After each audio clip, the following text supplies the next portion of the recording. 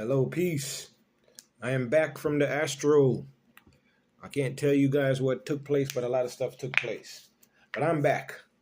And I don't have any scars, so I'm good. Checking. I don't have any scars. I'm good.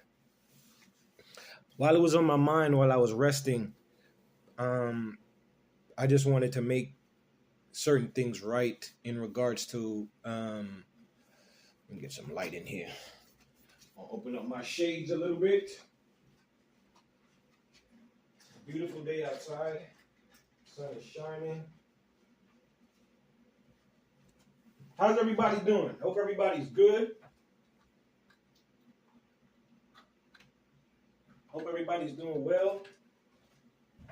Hope everybody's in good spirits. One thing I got to say for my chosen ones, you're chosen because you are part of the bloodline of the original man. That's no disrespect to nobody else. All right? That's what makes you chosen. Knowing that knowing you have a connection with the Creator. All right? And you got to think, one of the plots of the fallen is to kill all of God's original children and have them replaced by their children. Do you understand?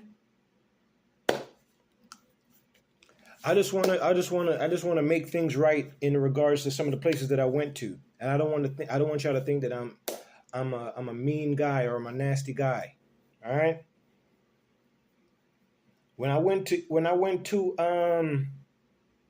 Ghana, Ghana was very, very nice. All right.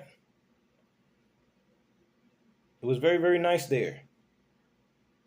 And I don't want y'all to feel no type of way because of what I said. But I didn't like seeing the trash and everything in Ghana. I'm going to be real. I didn't like seeing the trash and the garbage and everything.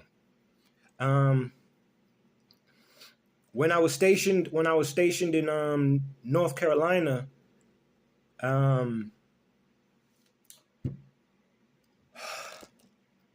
I used to do so much training. Man, I used to think about some of the training that we used to do. But when we used to do field training is when you go out into the outskirts, the boondocks, right? You set up tents and then you go through simulations and training, stuff like that, right? Sometimes you'd be going in weeks at a time. I remember when I was stationed at in Texas, we'd be gone months at a time just doing training. But that was to prepare us. That was to prepare us for going to Iraq, to go to Babylon. Truth, facts, reality, nonfiction. Right? But during my time there, I seen in North Carolina they took their trash. They took the trash on Fort Bragg, the disposal or the garbage area or whatever, sanitation department. They took the landfills of the trash. And they would pile it all up, and they had this big machine, and then they would compress it, and then they would push it into like these. They literally turned the landfill area into like hills, right? And then they put these long pipes that has an opening on the end, right, into the ground, and then they put dirt and like grass seeds over it, so it looks like a hill. But what it is that there was a gas. I know you guys are super, super smart. You guys can look it up. There's a gas that is produced from the decomposition of. Am I saying that right? I know you guys are geniuses and you're gonna come for me. But the accumulation of the trash creates some type of gas, and then the people on Fort Bragg were utilizing it by using that gas. I don't know. I can't remember the name. My other tablet is charging, so I can't look it up real quick for y'all. But you guys can look it up, though. Right? So garbage, trash, it creates a gas. Right? That gas can be utilized to do other things. Right? So I figured to myself, thinking logically, if the people here are doing that, right? The people in Ghana can do the same thing. Ghana was once known as the Gold Coast, so I know Ghana got money. I know Ghana got money, huh? And then, I didn't like seeing all the trash because I know that they could easily get trash trucks and create landfills in Africa or in Ghana, for instance, because that's where I was at, and clean up the country, man. Make the things a little better. The beach was filthy. I didn't like it. It didn't feel good. I even got sick as a result. I got sick for getting into the water in Ghana. I got sick. And this is during the time period when they saying that come back home or whatever. But we know the truth now, right? There's no going back home because a lot of us are from here, whether you're from the Caribbean or from the Americas, North and South. We were here. There's no going back to Africa. No disrespect. Okay? But I think that was a money grab.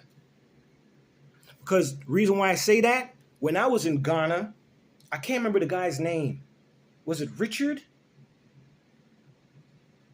Was it Rich? I can't remember his name.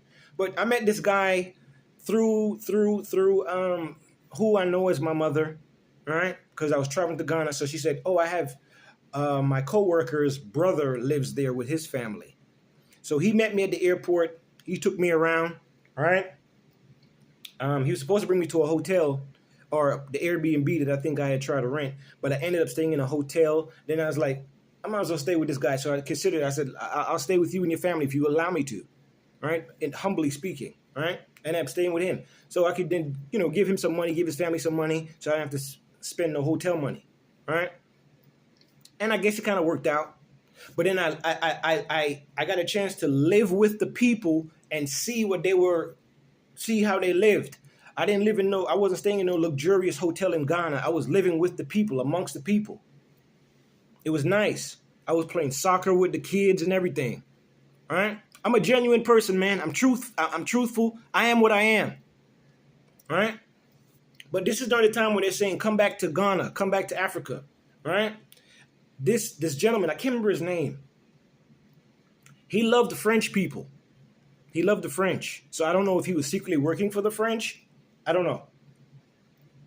All right? He brought me to an old man when we was there. Some old guy. I don't know why. He was introducing me to different people, like to say hi. I don't know. I don't know. I don't know. People like to talk to me. I don't know why. But the old guy in Ghana said to me, "What am I doing in Ghana?" Instead of taking it as a disrespectful question from an older black person from Ghana, I looked at it like, I don't know, maybe at the time I wasn't really turned up like to be upset about stupid stuff. I was like, I came here to travel. I came here to see Ghana. I wanted to see what life was like here. Now looking back at it, I felt like that was extremely disrespectful in the fact that people were saying, come back to Africa, come back to this region of Africa. That let me feel like the Africans really didn't want us there because we're not Africans. All right? Because he was like, what are you doing in Ghana? Truth, facts, reality, nonfiction. I'm not lying. All right? I tell no lies. All right? Egypt. While I was in Egypt, craziness, man. Egypt. I know for a fact.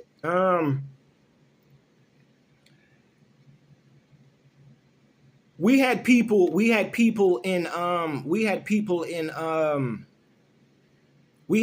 in northern. We had people all over the world. I already went over that. We had people all over the world. We had people in Egypt, and I explained to the current Egyptians there that you guys migrated here thousands of years ago. That's no disrespect. These are our lands, our people's lands. All right? I'm going to say this. To the people that are rich, that have the original items that belong to Tutankhamun, because there's a lot of replicas in these museums. All right, something harmful is going to happen to you. Return Tutankhamun's items so they can be displayed for the people to see in Egypt. That would be very, very nice and very respectful. All right. Return the things, because I didn't like seeing all those replicas in Egypt, especially when I went to the Pink Museum. There's a lot of fakes there. Truth, facts, reality, nonfiction. I tell no lies. All right. So I was disrespected in Egypt too, because I was a black man, and no disrespect, but you know how Arab people feel about black people. All right. And I was explaining to them while I was there, like, we were the inventors of a lot of things, yet you disrespect us. All right. I caused a lot of pin drop moments in Egypt, just talking. I even had a master race German come and talk to me and wanted to debate with me. While I was in Egypt, a lot of people came to come talk to me. I'm Tutankhamun. I'm worth a lot of money. Huh? Well, the blood flowing through my veins is like gold. A walking gold mine. How much are you worth? But yeah, Egypt, I wanna say to the people in Ghana, I'm not mad at you guys. I don't want people in Africa to think that I hate y'all. But the representatives of these nations are very, very disrespectful. All right? And they disrespected me. And I was a person that was just traveling the world. Just wanted to see what's going on. All right? In Egypt, it's like Star Wars. You're going to see different characters. Truth, facts, reality, nonfiction. All right? You see different people there. I had people from Russia come talk shit to me. Truth, facts, reality, nonfiction.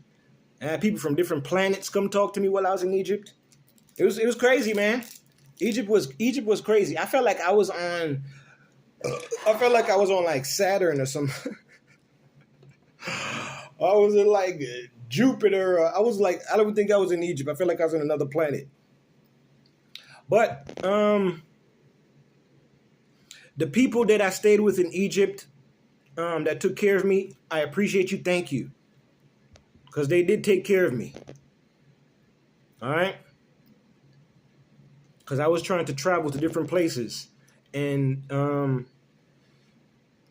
people felt some type of way about the things that I've said. But I've just been honest. So I don't want Ghana to be mad at me, and I don't want Egypt to be mad at me. I am truthful, and I am honest, and I'm real. All right? But your leaders and your elected whatever officials, they are very corrupt and very disrespectful. All right? It's the truth, man. It's the truth. So to the regular people who are the chosen ones, are intermingled within those the groups. Poor people, right? The poor people that don't make decisions.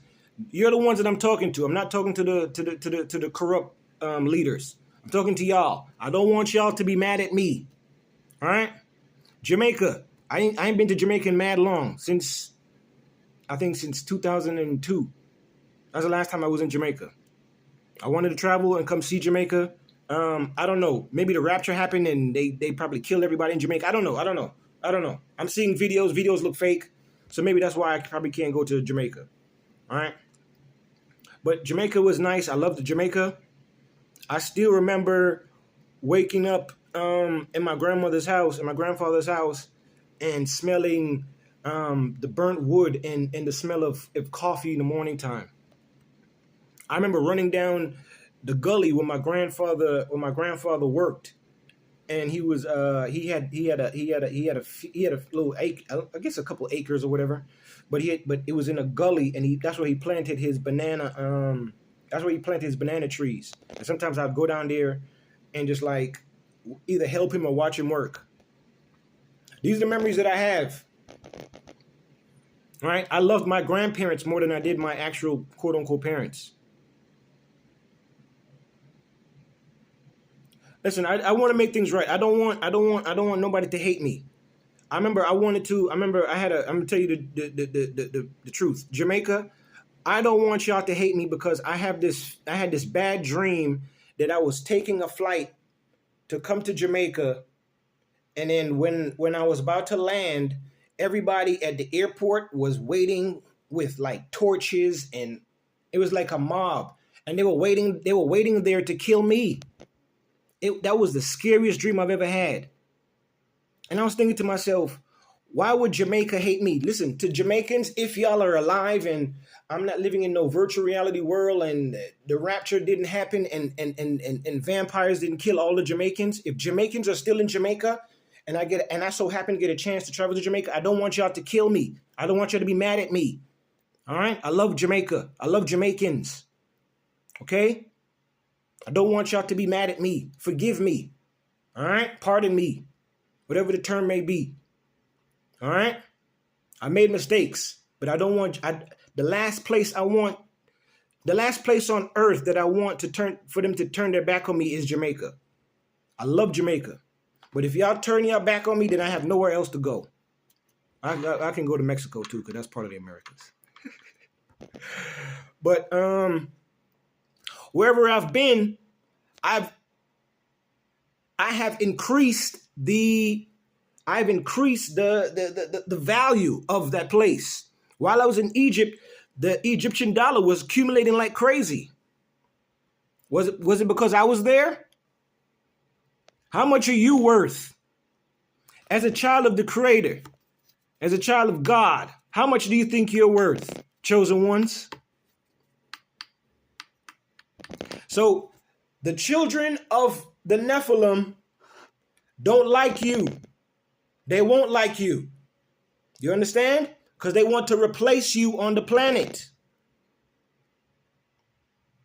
What they call ethnic cleansing is the way of the Nephilim to use mankind or his version of man to wipe out the original people.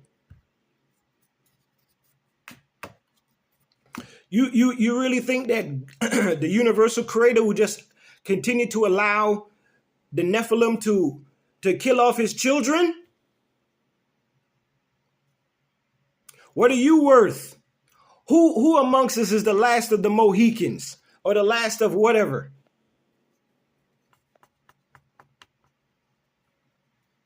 What do you do? What do you do when you are a walk-in gold mine and everybody wants to extort you? What do you do?